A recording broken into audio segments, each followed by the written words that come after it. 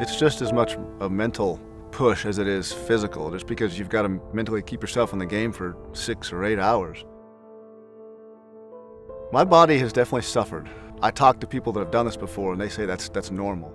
You won't feel good until literally the week before the race, or really right up to the race. Once you start tapering down, you just have to be used to being sore.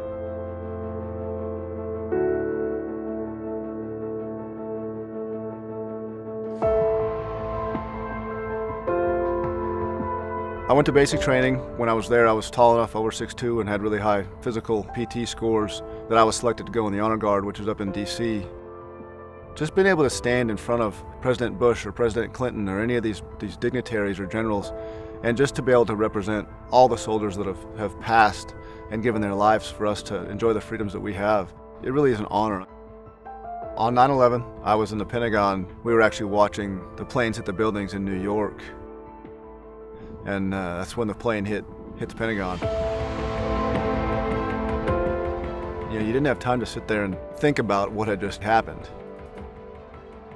We went in for search and rescue, which pretty much moved to a recovery stabilization effort pretty quick. We did a lot of work with the Army Corps of Engineers, building braces around a lot of the steel columns to support the remaining structure so it didn't collapse. And after we got those finally set up, it was just a matter of cleaning up and doing recovery for remains and plane parts and anything we could identify. Really, I had a breakdown, a lot of nightmares and such drastic and difficult memories. They don't go away. PTSD started to grasp on then. You know, I've seen death firsthand. It just rips away the security that you're used to as a human. Life is really precious, and it can be taken in an instant. It was having a major impact on my life, and that's when I decided that it was time to really tackle this thing. I give a lot of credit to Ironman and triathlon. It helps clear my mind in a lot of those things, and the struggles that I dealt with on a daily basis has come off my back that I don't have to worry about nearly as much as I used to. The Ironman part of it was a personal goal for me to find out what I was made of. When you get out there on race day, it's just you against yourself. You're having to push yourself farther than you think you could go. That was the biggest thing that drew me to Save the Children, and really Ironman Texas, was just the opportunity to help the kids. It's almost like God put that in front of me and gave me something to really reach out and do something not only to better myself, but also give somebody else an opportunity. My mother raised me by herself with one income. We had some issues with my father. They were divorced when I was 2. You know, as a kid, I didn't really realize what was going on. The more and more I got into researching Save the Children, the more and more it just drew me in, and some of the amazing, compassionate things they're doing throughout the world is just incredible.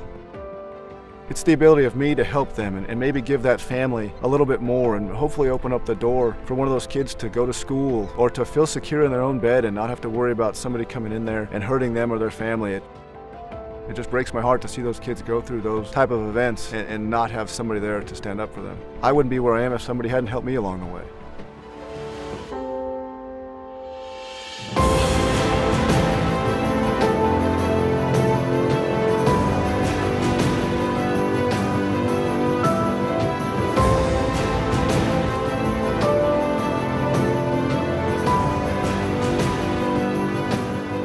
You know, you struggle through all of these long bike rides and long swims and just grueling mental challenges. In the end, it's all knowing you're doing it for somebody else. You know, it helps you get through a lot of that stuff because, you know, you're suffering here, but somebody else is suffering a lot worse than you are. And they're suffering not by choice. I know I'm here for a reason, and you know, hopefully in the end it'll all work out and somebody will have a new opportunity and a new door to walk through. Those kids are what the next 10 years is going to be. They're the ones that are going to decide what the world's going to be like 20 years down the road. It's not going to be you and me, it's going to be them. When I cross that finish line and I hear Mark Dodge, you are an Ironman, I continually play that in my mind, because at that point you know you've done it. I'm so blessed to be able to do this. I hope somebody else picks up the torch where I've left off and they take this and they're able to use it.